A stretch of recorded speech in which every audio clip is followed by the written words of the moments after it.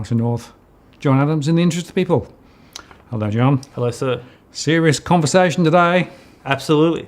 So we got the final report relating to the cash restriction bill. Came out late Friday. Yes. And boy, it's a doozy. So I think it's a very disappointing outcome for Australia in terms of the report. There's quite a few things to have a chat about in today's show.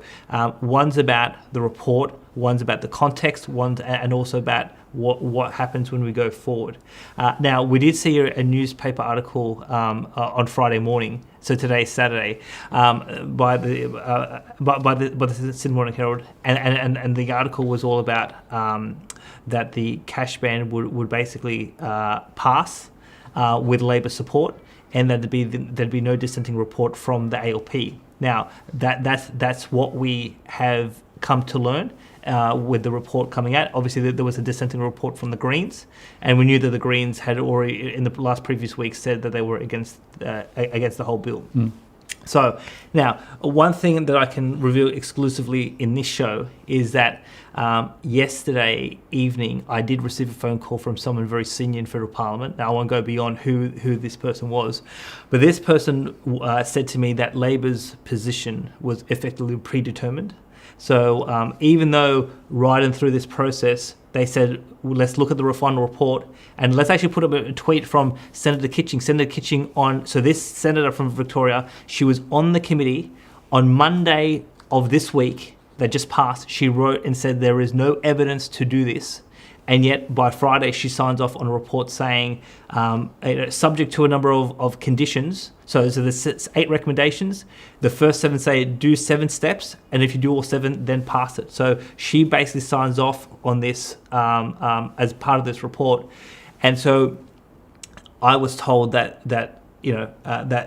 for her to sign on, she was effectively ordered to sign on to that report, even though publicly she's against it, even though privately I had heard that she was against this bill. She had made valiant efforts, from what I understand, to bring Labor to a different position, but the powers that be within the ALP said, no, we are going to go forward with this. Now, so the other thing I was told, and so it's a little bit speculation as to whether this is true or not, and we have to see, is that now there are a series of recommendations in the report, and they say we want you. The committee says we want the government to do A, B, C, D, E, F, G before you pass the bill in the Senate.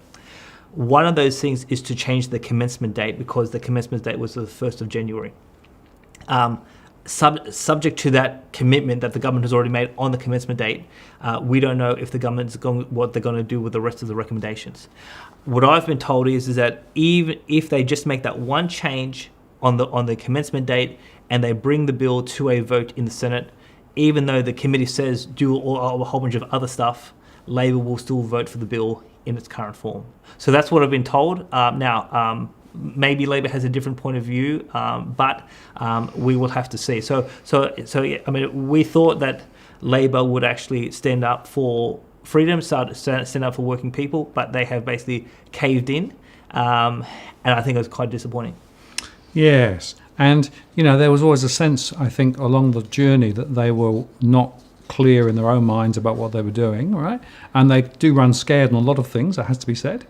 But this is a very disappointing outcome, because it also begs the question as to why have the inquiry at all if basically you just go through the motions, you basically get evidence from all sorts of people, and then the final report is basically a watered-down version of that evidence, and a lot of things that we'll go into perhaps in a bit more detail were not spoken about, right? And yet what you're really saying is, well, whatever happens, they're just going to vote it in anyway.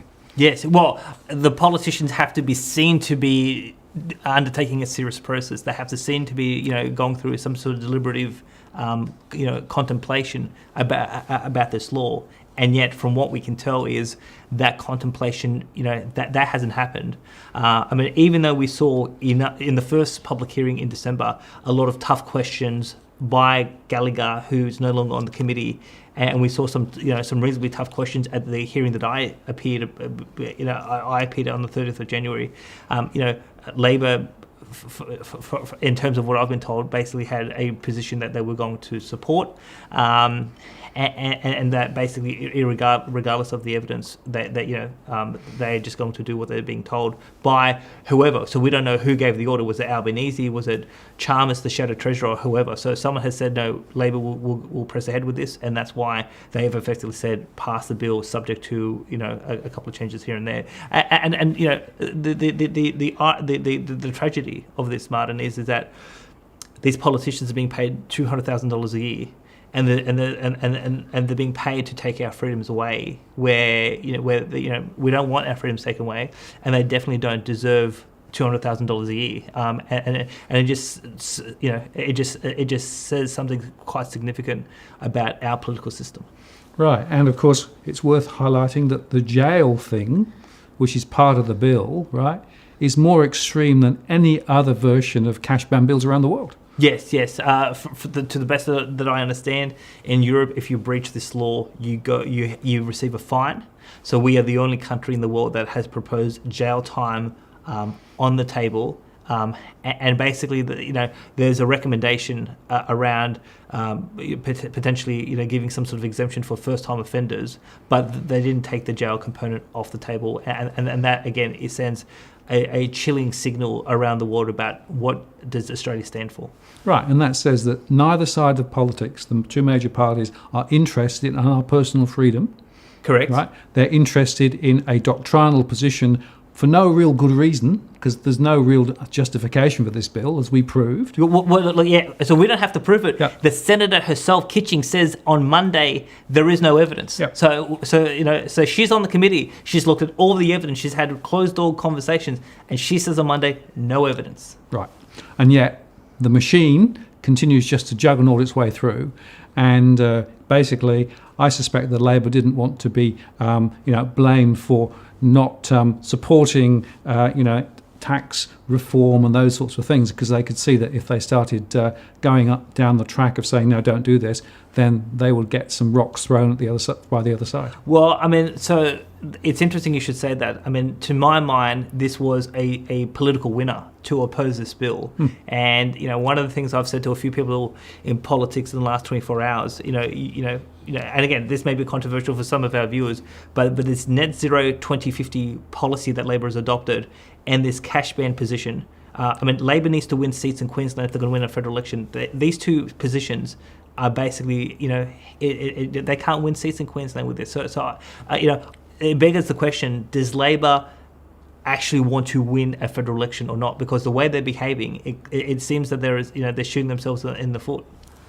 Yeah, well, they don't seem to be batting for us, so therefore they're batting against us. Absolutely. Now, before we get into the bill, so there's a couple of things that I just want to say to the audience. The first is that there's a whole bunch of gullible sheep out in our community about this particular issue. So when we think about why is freedom dead, it's not just about the politicians. There's something about the Australian people themselves. So I had two separate people, one in Sydney, one in Melbourne, who told me point blank that they told their friends and colleagues, work colleagues, etc., about this particular law, and their friends and colleagues did not believe that this was actually real. So someone in Sydney said that one of her close friends said, quote, "The government would not do this to us, therefore it can't be real." So I actually said, show them the Sydney Morning Herald article, the mainstream media is openly saying this is now going to be the law. So you have that. And then I had someone in Melbourne only yesterday on the phone with me saying that of 10 people he told in his circle of influence, half of them basically said, we don't believe that this could ever be law, and that this is a conspiracy theory. So here we are, been talking about this whole issue for 6 months, and there are Australians today who still are so asleep, who think that this law is just make-believe. And I find that quite extraordinary. Yeah, and it's worth saying, John, this isn't the only piece of legislation, but if you talk about the bail-in, deposits, all those sorts of things, right, again and again and again, people have an extreme level of faith in the government and assume that the government will always act in their interest on their behalf, when in fact that's not true. Indeed. And on that point of faith, Martin, is this belief that our politicians are smart and they know what they're doing. and that could be further from the truth. So, one of the things I want to do now is that we had a viewer from this show, confront Josh Frydenberg about a week and a half ago in Brisbane when there was a particular event at a Brisbane pub and asked him point blank about this particular piece of legislation, and there was a follow-up around negative interest rates. So the answer from the Treasurer was so bad. I mean, literally, Kath and Kim could have been more coherent. So, but I actually want to play this for the audience just so they know how dumb our Treasurer is. Just your name, suburb, and question. Thank you very much, Treasurer, for coming out tonight to speak with our community. My name is Dr. Gold Strasberg. I'm a GP working locally here in the Bracken-Moonshire communities. And my question tonight was very simple, just about the cash ban 2019 and what evidence there is that that is actually going to prevent the so-called black economy. There's been a lot of talk tonight about things that are ostensibly out of the control of the government, like the geopolitical climate and the climate of the planet.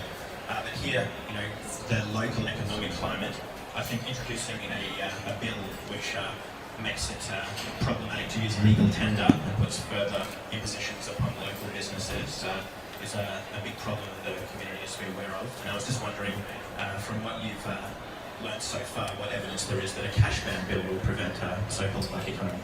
Thank Well, you. this came out of, we had a black economy task force which looked at these particular issues. And what it found is that the integrity of our tax system is very hard to trace some of those payments when people are using big lots of cash above $10,000. So it's been a black economy task force issue that has been looked at. Obviously, what's happening across our economy is there's the growing digital payments and transformation of people using a lot more credit cards or electronic payments than cash payments. And so this was really just to go to the heart of the issue of ensuring that there was less of a black economy and more of an economy which was sticking to the right rules. Just quickly, Cheryl, I just want to go to a question over here. But what about, Treasurer, what about the idea about, that if everything's done electronically through the banks, what about negative interest rates? I hear people talking about negative interest rates where the banks will then charge us for keeping savings in the account. I mean, what is happening overseas? What is your opinion on that? And how do we know that, we're going to maintain rights and everything? So Australia has now got a cash rate at 0.75%. That's the lowest we've ever had when it comes to our interest rates. Now, there are winners and there are losers. If you're buying your first home, and as you know, we've encouraged 10,000 first home buyers through a home loan deposit scheme to get out there in the market, and we're helping. If you're borrowing money from the bank to buy a home, you like the interest rates being low. If you're somebody who saved your whole life and you're putting money in the bank and the interest rates come down, you're getting less for it, and that makes your savings for your retirement that much more difficult. Now, so the interest rates are set by the Independent Reserve Bank. Monetary policy is set by the Reserve Bank. As the Treasurer and as the government, we're focused on fiscal policy. They're different responsibilities. But I have to say to you, a lot of countries around the world have reduced their interest rates. What you refer to is called negative interest rates or really unconventional monetary policy. You see that in Japan, parts of Europe, negative interest rates. Negative interest rates across some parts of the world. What we have is 0.75, so we're not at that point. But what I do know is that we are focused on our part, which is the fiscal policy, and the Reserve Bank is focused on that. Well, that's astonishing, John, I must say. Yeah, so when I heard this for the first time, I was just flabbergasted and saying this is the Treasurer of Australia and he can't explain his own policy. And he keeps on saying the Black Economy Task Force, said it, so therefore we must do it. Well, whoever said that the Black Economy Task Force was the virtue of all knowledge? So if people don't realise this is a trick that's being played in Canberra, and having worked for a Big Four accounting firm as a management consultant, all sorts of so-called credible institutions like the Big Four accounting firms or an Accenture or some of these other companies, they are asked to produce a report even though there's a predetermined outcome in mind, and the report is basically used as a mechanism to justify what they want to do. And so, and having said that, I mean, I will say, without saying too much, there was at least one project where I worked as a consultant where the client had a predetermined outcome. Two projects I worked on where the client had a predetermined outcome, and our analysis took us in a different direction, and we were ordered by the client to rewrite the report. Now, that in terms of what happened after that was above my pay grade because I was only a relatively junior employee. But we see this all the time in Canberra. They pay hundreds of thousands of dollars for task force and consultants, etc. Predetermined outcome, and then they basically put pressure on this external party to produce the outcome, and then say, well, we're not saying it, these experts over here are saying it, and this is what this task was all about. Yeah, and well, I was a management consultant for many years, and I saw precisely the same thing in the private sector as well as the public sector, I'd say, that basically management consultants are hired with a particular need to have a particular message that they can then take back to their board and say, those guys said, so we're going to do it. Yep. Now, the other point that I think should be made is, so we did say in a previous show where I had a conversation with a government MP who basically voted for this bill not knowing that they were sending people to jail. So we have seen new examples of where senators, and I'll name these senators, Senators McKenzie, Senators Davey, who are both national senators, one from New South Wales, one from Victoria, who in one case Senator Davey wrote to a constituent and basically saying that the Black Economy Task Force consulted with they received 3,000 submissions on this particular issue, overwhelming support. Well, there was no 3,000 submissions, there was 10. 10 submissions, 9 in favour, and there was 1 against. And in terms of the Black Economy Task Force, I mean, they had 144 bilateral meetings, they had 9 national road shows where only 300 people attended, and this was not just on this particular, because there were 76 recommendations. So this was on all of the issues that the task force looked at, and yet we have senators writing to their constituents saying 3,000 submissions, overwhelming support for this, overwhelming evidence, and that could be further from the truth. And then we had people contacting Senator McKenzie's office in the past week where McKenzie's office is saying to people, this just affects business, this does not affect individuals, and that is actually wrong.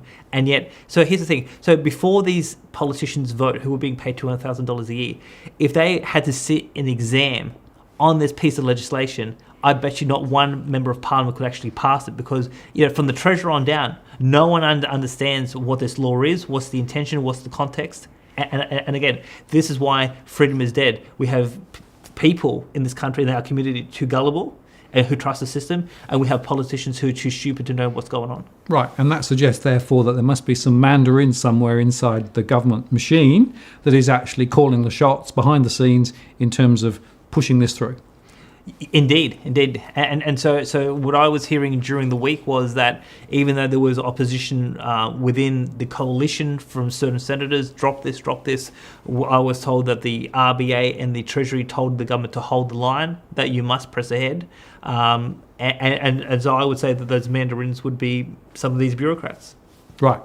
And of course it's needed because of negative interest rates, because of the enforcement of monetary policy, all those things which, because of the coronavirus, have now really come to the fore. Well, that's part of our argument. The committee rejected that argument and called it conspiracy. So let's just go to the report now. We're not going to go into the report itself into detail now. The report is public; anyone can download it. If people can't find a copy, contact me. I'll be able to help them with that. But just to prove how much of a whitewash this report was. So obviously you put in a submission. I put in a submission. I testified. We examined this evidence in very close detail, and there was a number of glaring omissions in this report that I just thought was staggering. So I'm just going to go through a bit of a list of the things that should have been included in the report that wasn't. So first one was when Flight Centre testified, they said that the legislation was confusing because they don't know what a transaction is. For example, is a flight a transaction, or is it a flight and an accommodation, or is it a holiday package? And so because that definition is unclear in the law, how do they know that they're complying with the law or not? So this is a fundamental issue of, well, what is a transaction? Was that mentioned in the report? That was not mentioned in the report. There was no reference in the report about the 10,000 threshold.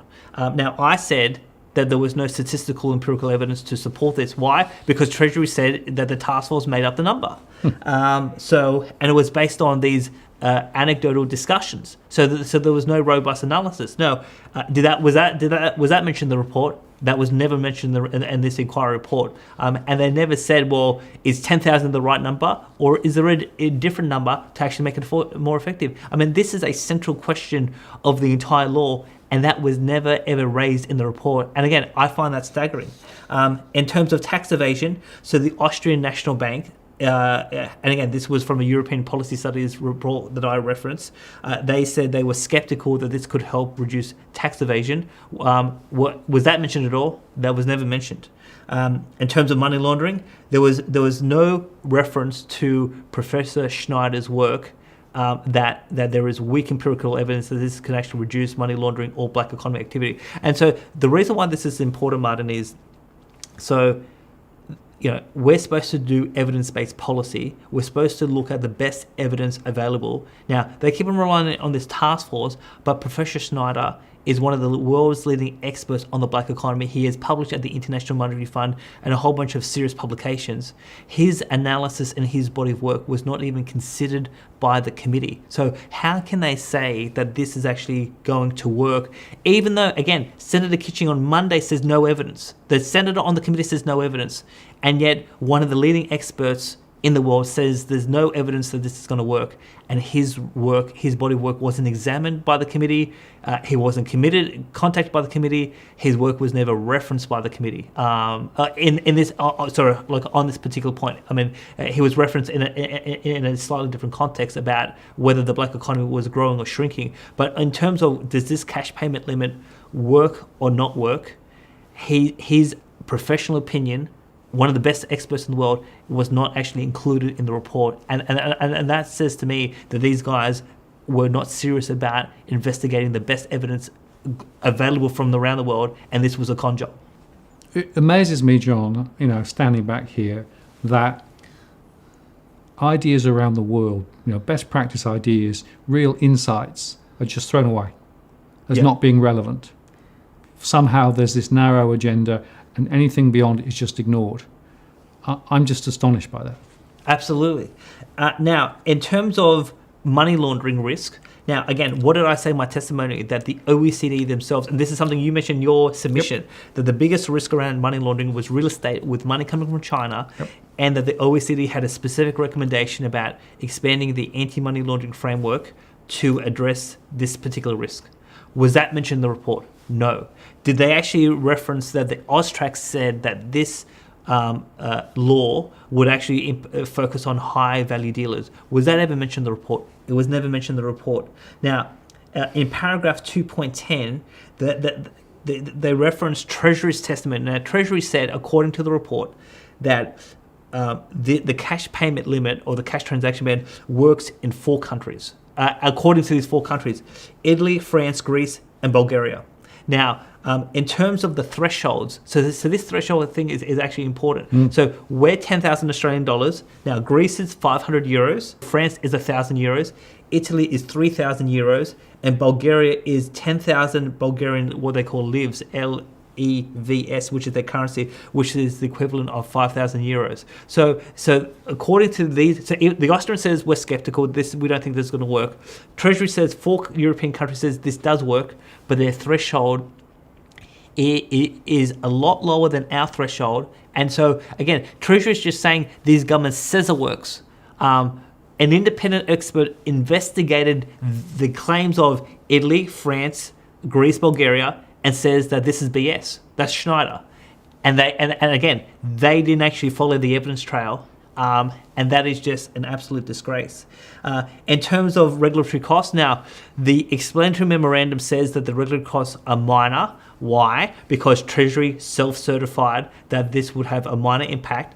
Did they actually reference that the fact that the Office of Best Practice Regulation didn't actually check the work of the Treasury to see whether this was a legitimate cost-benefit exercise? No reference around that.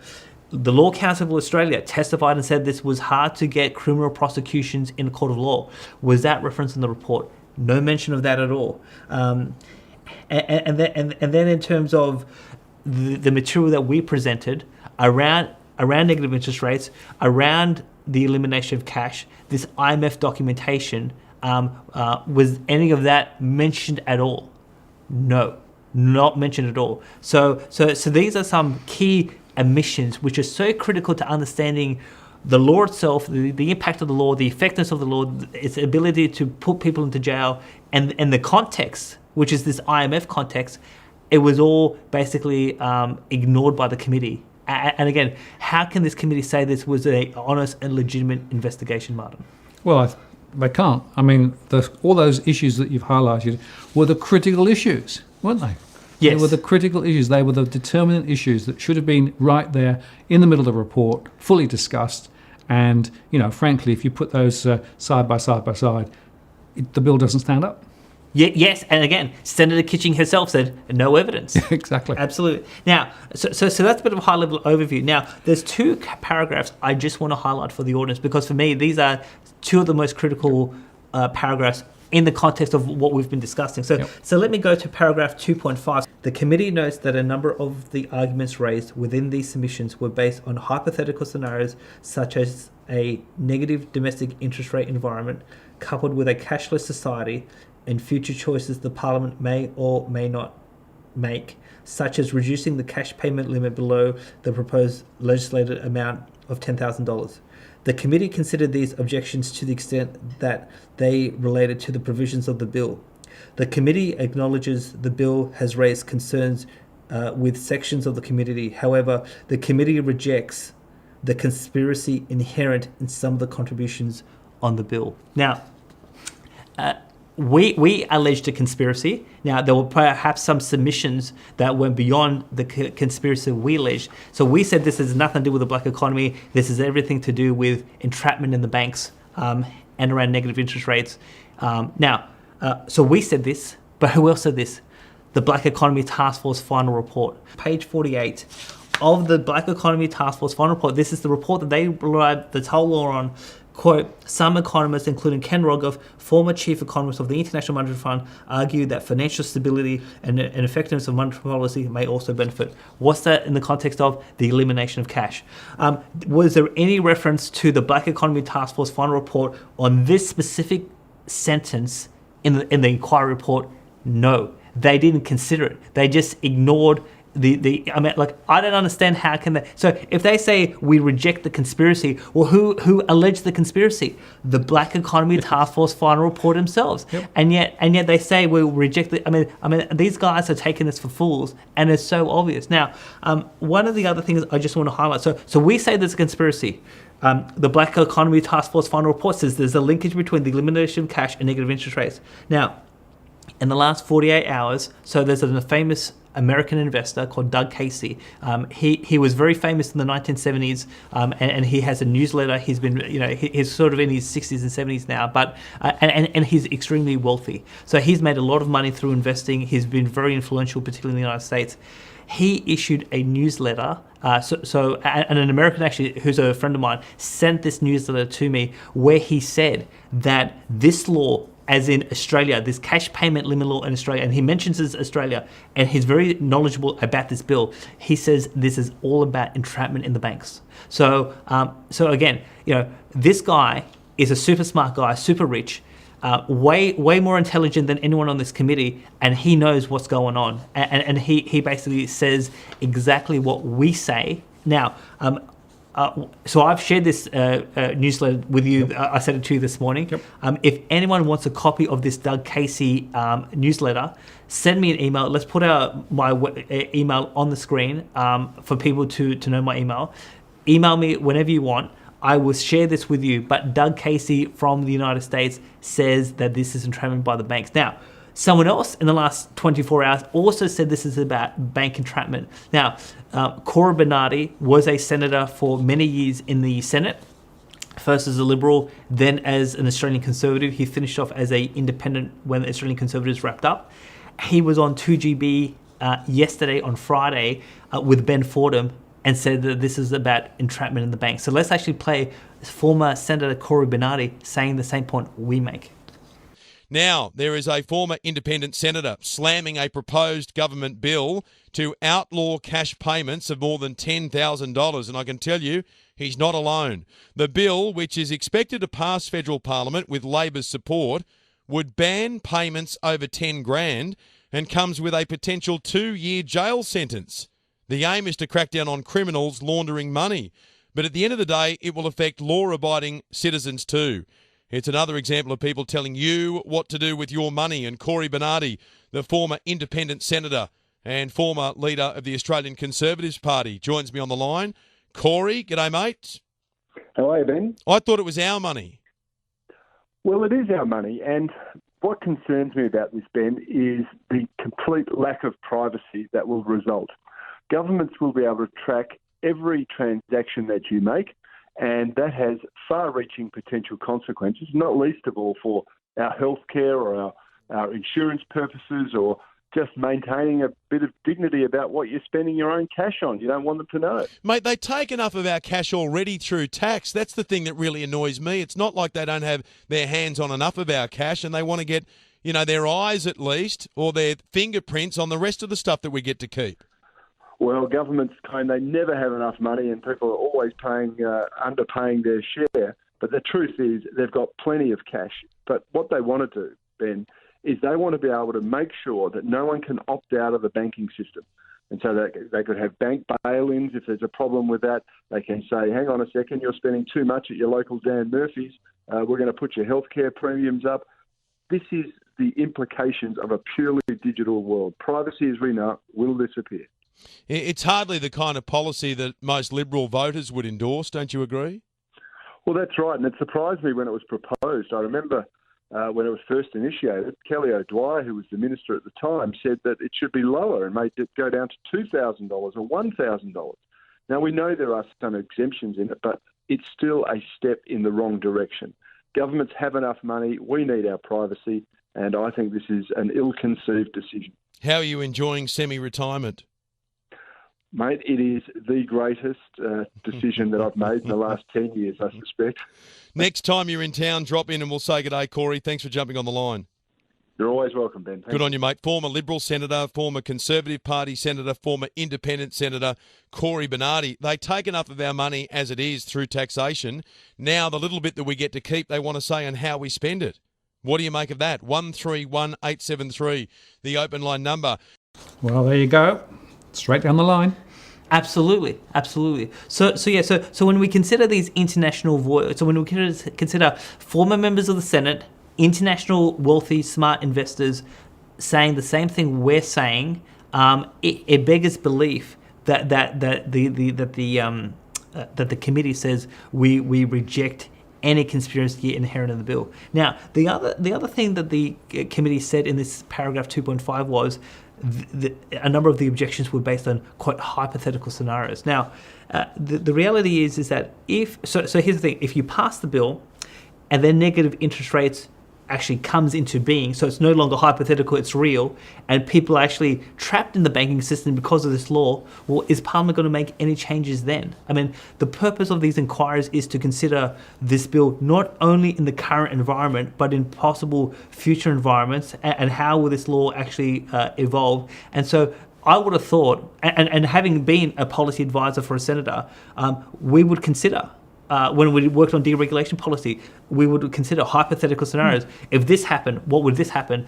This is something I've done as a public servant, as a management consultant. And I'm sure as a management consultant, you've done policy work on hypothetical scenarios. So the fact that we propose because we don't have negative interest rates today, so the fact that we propose a hypothetical scenario and we say that this law will have significant consequences in that scenario, well, why can't the committee test that, number one. And number two is that when negative interest rates does come in, will the Parliament do anything about this law if people are adversely affected by this law when interest rates are negative? No, they won't. And so this is my allegation, that this law is about setting up a framework before negative interest rates come in. So when negative interest rates do happen, then the government and the banks have more control. And this is exactly what Doug Casey says, what Cora Bernardi says. And so, again, I just find this remarkable that you're not allowed to consider hypothetical scenarios. And even though the Black Economy Task Force final report makes a linkage between this and negative interest rates and cash, the conspiracy cannot be considered. And I don't understand how people can write this garbage with a straight face. No, and it's again worth saying, in the last couple of weeks, the global and local economies are all looking a little bit wobbly because of the virus, and that is likely to lead to lower interest rates, quantitative easing, and all of the things that were hypothetical could well become reality, and much sooner than people think.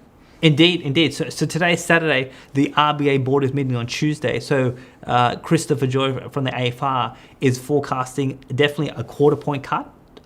He says there could even be a 50 basis point cut, which means, so the RBA said last year that once we hit 0.25, that's when QE will start.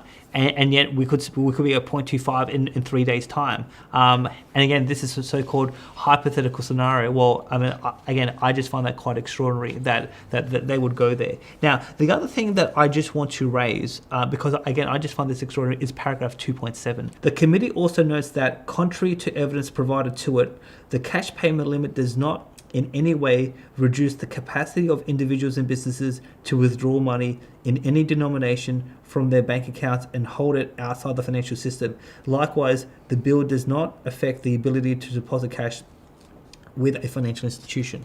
Now, the key issue on this, Martin, is that, so when we said that this would trap people in the bank, so again, if you want to do a transaction above $10,000, you have to use the banks. And the politicians openly say this: you can hold cash, but if you want to do that transaction, go to the banks, use the banking system.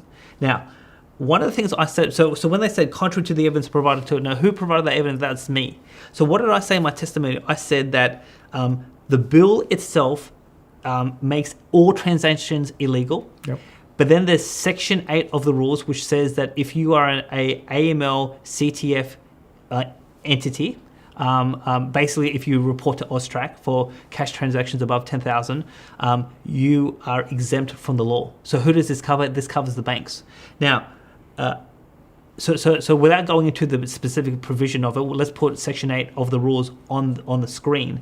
So what I said was that this is an exemption to this cash ban, cash transaction ban. If you repeal Section 8, what that means is it is illegal to withdraw money from the bank because this is the exemption.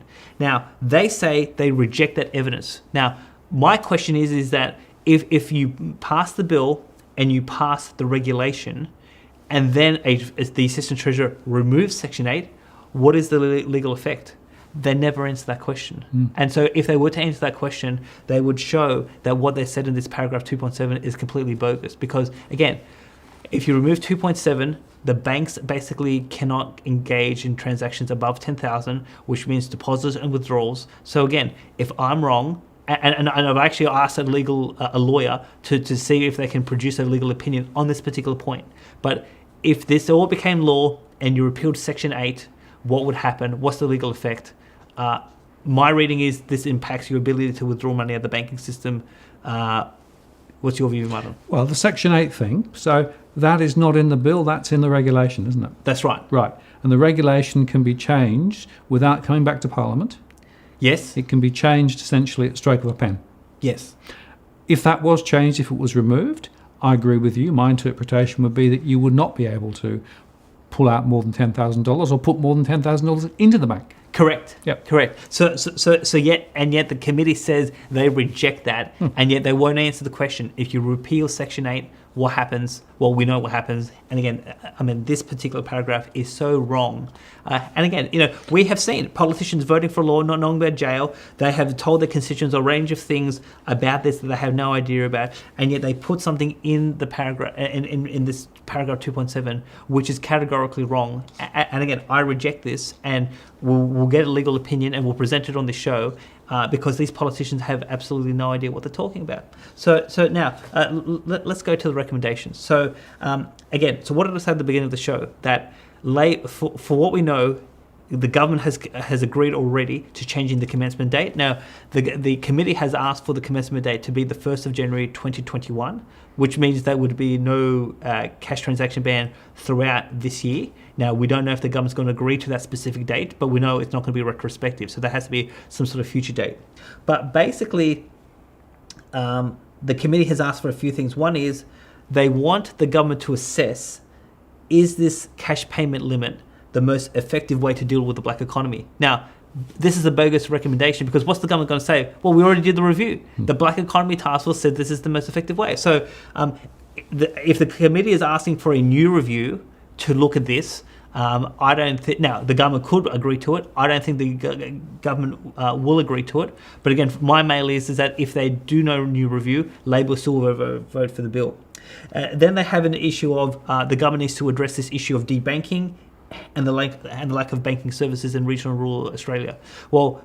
So when they say you have to respond to these concerns, well, the government can't actually mandate the banks to do certain things because it carries a commercial cost on the banks, and basically, the government's not actually involved in that. So I don't think the government's going to actually address these concerns in any meaningful way. Now, if Labor says, well, without these changes, we're not going to pass it, that's one thing. But again, my information is that no matter what the government does on debanking or access to banking services in regional rural Australia, they're going to vote for it. Now, this issue of the impact of migrant communities, so obviously this is coming back to the funeral issue about certain ethnic communities like to pay for funerals in cash. And so they say, well, let's actually review the impact on migrant communities. Well, what about reviewing the impact on white people? I mean, look, I just find this, this race segregation about let's actually look at a subsection of the population and again, so here's the thing, here's the dilemma that the committee really hasn't resolved is, what if migrant communities are disproportionately affected by this bill because they use more cash than white people?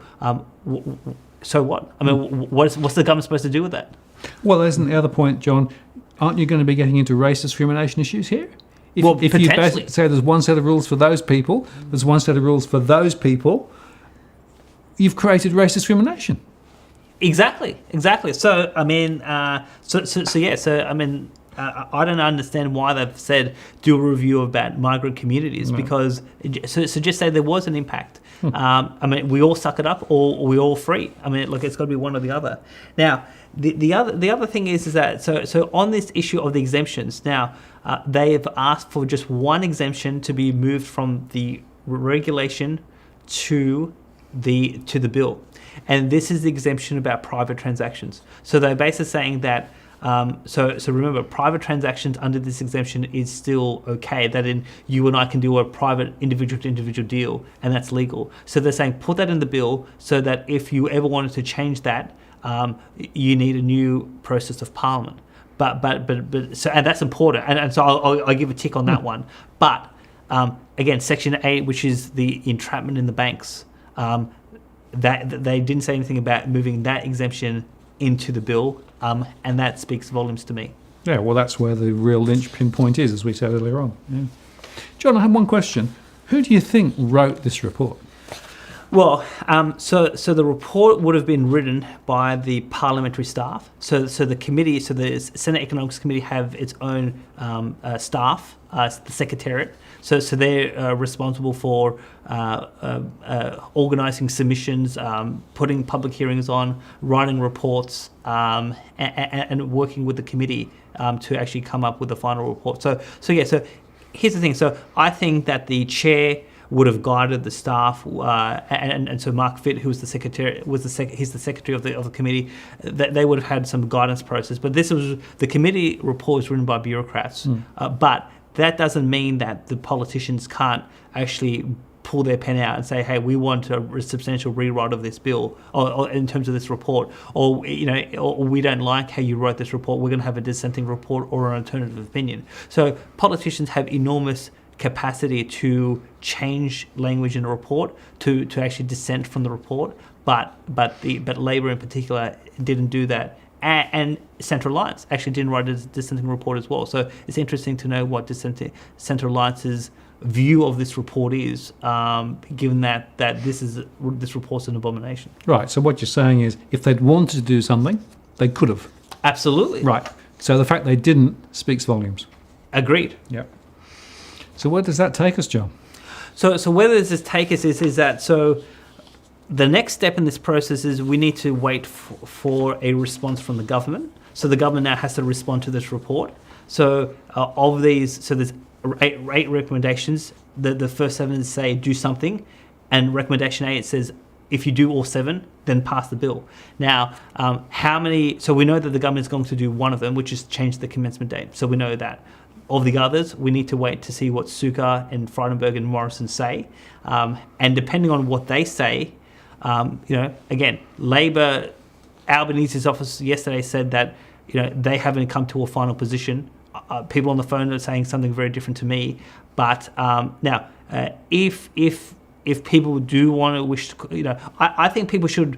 I think people should do a couple of things. I think that people should absolutely call the coalition and Labor and say you betrayed us. You didn't actually do this properly. We don't accept this law. We don't accept your evidence. And if you vote for this, we're not going to vote for you at the next election. And I think, that's one of the key takeaways that has to happen, even though, and I don't think I've ever said this publicly. So in my early 20s, I used to be in the ALP. So I used to be a member of the ALP when I was very, very young.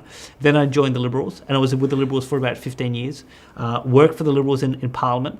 But if this is the course of action they're going to take, in terms of my mind, I mean, we basically have to reject this two-party cartel and actually go to something else, to actually have an agenda that's actually going to stand up for our rights and our freedom, particularly as we go through a significant economic crisis. So once we hear from the government, the government, if they just change the commencement date, they could easily come back with a vote in about 3 or 4 weeks' time, or if they say we're going to substantially make some revisions to the bill, or we're actually going to conduct a review, this is going to push it out maybe 3-6 months.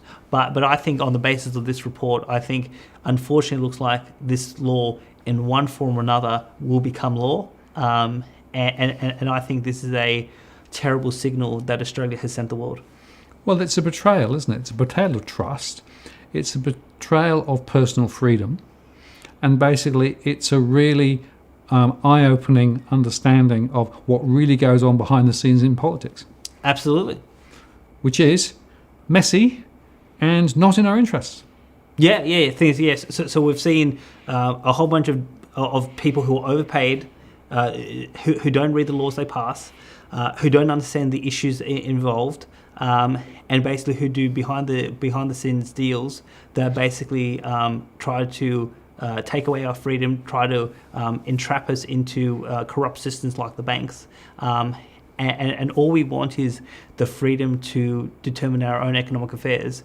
And because on this issue, the report says, well, this issue of freedom or privacy has to be balanced against the black economy and the money laundering and the tax evasion aspect. And again, the evidence does not show that this cash payment limit at $10,000 is actually going to make one iota difference to these two issues, and the government can't produce any evidence. And again, Labor's own senator said there is no evidence for this. So on what basis do they proceed? It seems pretty corrupt to me. Yeah, well, I would say, John, that the interests of the people just got up a notch.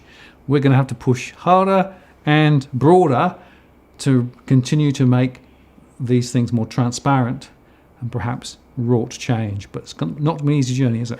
No. Martin North, John Adams, Interests of the People. We'll see you next time.